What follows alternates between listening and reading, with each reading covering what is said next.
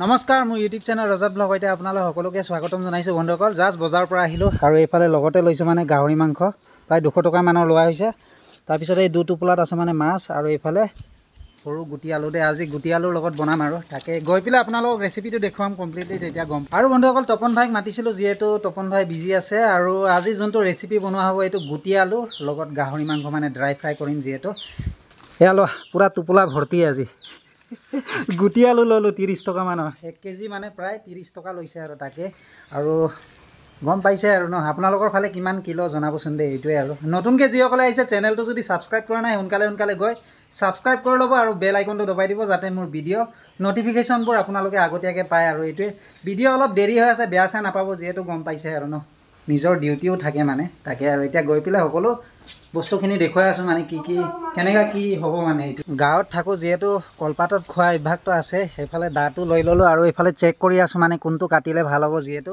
আৰু বৰষুণ দিছিলে মানে হিল বৰষুণ মাজতে হৈছিলে যে সেইফালে চাবচোন কলপাতখিনি গোটেই ফাটি গৈছেগে এই উপায় নাই আৰু এই ডখৰে কাটিব লাগিব এতিয়া এক হাতৰ পৰা কেমেৰা আৰু এক হাতৰ পৰা কাটা মেলা কাম এইটোৱে আৰু উপায় নাই ন কি কৰা যায় অকলে মানে এনেকাই বনাই থাকিব লাগিব আৰু যেহেতু লগৰ নাহিলে মানে কি কৰোঁ আৰু ন ৰখি থাকিলেতো নহ'ব গেপ পৰি যাব এইটো কাৰণে আৰু বনাব লাগিব আৰু এতিয়া এইটো কাটি দিওঁ আৰু এনেকৈ এক হাতৰ পৰাই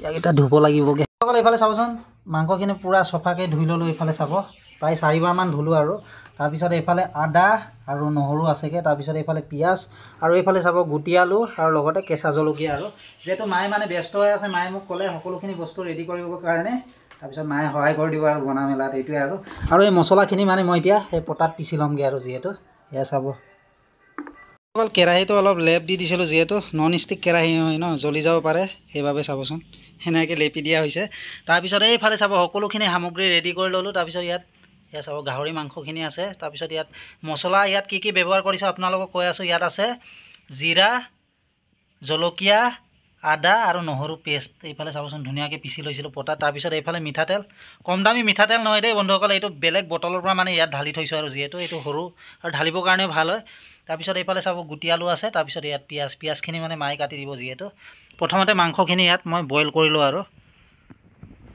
ৰেডি তাৰপিছত এইফালে কেৰাহীটো ইয়াত পাতি দিমগৈ আৰু এতিয়া বহুত গৰম দেই চাব কেৰাহী পাতি দিলোঁ তাৰপিছত ইয়াত এতিয়া পানীখিনি দি দিমগৈ যিহেতু প্ৰথমতে মাংসখিনি আৰু এই সৰু সৰু গুটি আলুখিনি বইল কৰি ল'ম যিহেতু ইয়াত চাব পানী দিয়া হৈ গ'ল এতিয়া বন্ধুসকলে মাংসখিনি ইয়াত লাহেকৈ ঢাল দিমগৈ আৰু মাংসখিনি ঢালা হ'ল তাৰপিছত এতিয়া এই আলুখিনি মানে বন্ধুসকল মায়ে ক'লে যে অলপ বইল কৰিবৰ কাৰণে আৰু যিহেতু নহ'লে নিসিজে বুলি কৈছেগৈ আৰু এয়া চাব এইফালে হালকাকৈ আধা চামুচ নিমখ দি দিম মানে ওপৰত এয়া চাব তাৰপিছত এইফালে মায়ে মানে পিঁয়াজখিনি কাটি দি আছে আৰু বটি দাৱত কাটি আছে যিহেতু মাংসখিনি চাবচোন প্ৰায় ধুনীয়াকৈ বইল কৰি ল'ব দেই খোৱাৰ আগত কিছুমানে কি কৰে ডাইৰেক্ট মানে বনাই দিয়েগৈ বইল কৰি লোৱাটো ভাল আৰু দেই এইফালে নিমখ আৰু হালধিটো মায়ে মানে ৰেডি কৰি দিছে আৰু বাতিত মাংস আৰু আলুখিনি বইল হৈ গ'ল বন্ধুসকল আৰু এইফালে চাব চৰিয়াত নমাই দিছে মায়ে যিহেতু কেৰাহী গৰম হৈ গ'ল তাৰপিছত ইয়াত দি দিলে মিঠাতেল প্ৰথমতে পিঁয়াজখিনি এতিয়া প্ৰথমতে ভাজি ল'ব আৰু এইফালে চাবচোন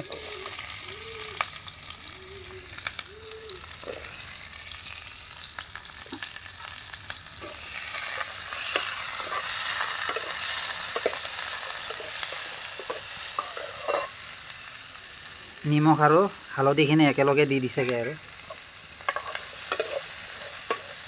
নিমখ বেছি নহ'ব হালধি ৰংখিনি চাবচোন ধুনীয়া লাগিছে চাই পেলাই এইফালে হেতা দি ভালকৈ লাৰ দিছে আৰু তেল কমকৈ দিয়া হৈছে যিহেতু এই মাংসতে বহুত তেল আছে যে ন তাৰ বাবে মানে কমকৈ তেল দিয়া হৈছে আৰু মাংস আৰু এইফালে চাব গুটি আলুখিনি ঢাল দিলে আৰু ইয়াত ধুনীয়াকৈ মানে হেতা দি লাৰ দিছেগৈ আৰু তাৰপিছত এইফালে চাব মছলাখিনি পিছা মছলা আদা নহৰু জলকীয়া আৰু জিৰা পুৰা ড্ৰাই ফ্ৰাই কৰা হ'ব বন্ধুসকল। আৰু বহুতে কমেণ্ট কৰি আছিলে যে এই মাংসটোৰ মানে ৰেচিপি লাগে বুলি, সেইবাবে আপোনালোকৰ কাৰণে লৈ আনিছোঁ। আৰু চাই পেলাই কেনেকুৱা লাগিছে বন্ধুসকল কমেণ্ট ছেকশ্যনত জনাবচোন। আৰু আপোনালোকে এনেকুৱা গুটি আলুৰ লগত খাই পাইছেনে নাই এইটো কমেণ্ট ছেকশ্যনত জনাবচোন। চাই কিন্তু মজা লাগিছে দেই। একেবাৰে চিম্পুল ৰেচিপি, ঘৰতে বনাব পাৰে আপোনালোকে।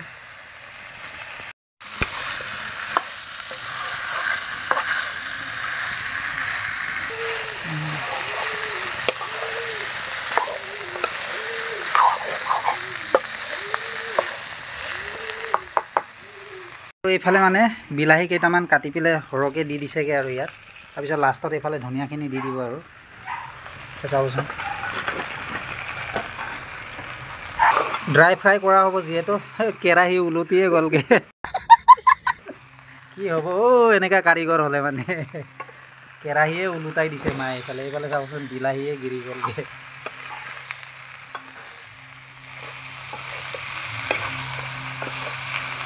যিহেতু হালকাকৈ অলপ ইয়াত পানী দি দিব আৰু ইয়াত পানী দিয়া হ'ল।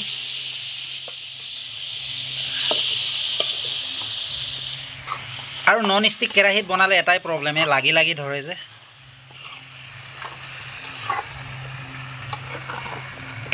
প্ৰায় 90% ফ্ৰাই কৰা হ'ল। আৰু লাষ্টত এইফালে চাব চেণ্টৰ কাৰণে ধনিয়া পাত দি দিছে। আকৌ লাৰ দিবগৈ আৰু ধুনীয়াকৈ। কি হ'ব এনেকুৱা হ'লে, দুবাৰ ওলটিলে আৰু কেৰাহী।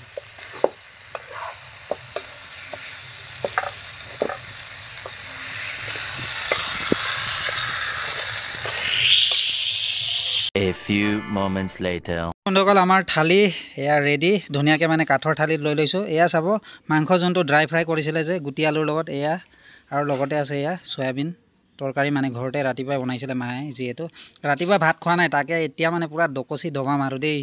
প্ৰথমতে মানে এয়া চাব গুটি আলুৰ লগত মাংস লৈ ল'লোঁ ধুনীয়াকৈ। এয়া চাবচোন পূৰা গৰম গৰম দেই বন্ধুসকল, সহ্য হোৱা নাই আৰু একেবাৰে চকি গোটেই ছাইড কৰি দিছোঁগৈ। আৰু প্ৰথমতে এয়া মাংসৰ লগত এয়া লৈ ল'লোঁ। এনেকৈ লৈ এয়া আপোনালোকৰ কাৰণে মাংস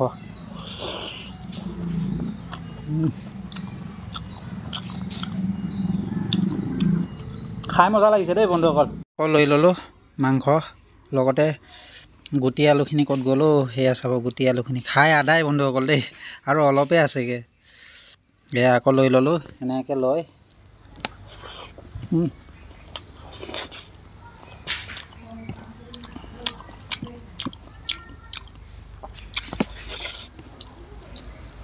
মজা।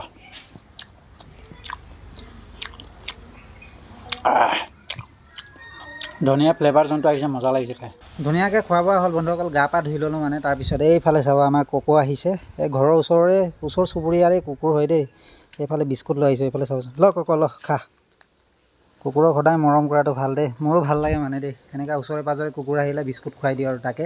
আজিৰ ফুড ব্লগটো চাই কেনেকুৱা পালে কমেণ্ট ছেকশ্যনত জনাব। ভিডিঅ'টো ভাল লাগিলে লাইক কমেণ্ট শ্বেয়াৰ ছাবস্ক্ৰাইব কৰিব নাপাহৰিব। পুনৰ লগ পাম এটা নতুন ভিডিঅ'লৈ। Till then Tata, bye bye.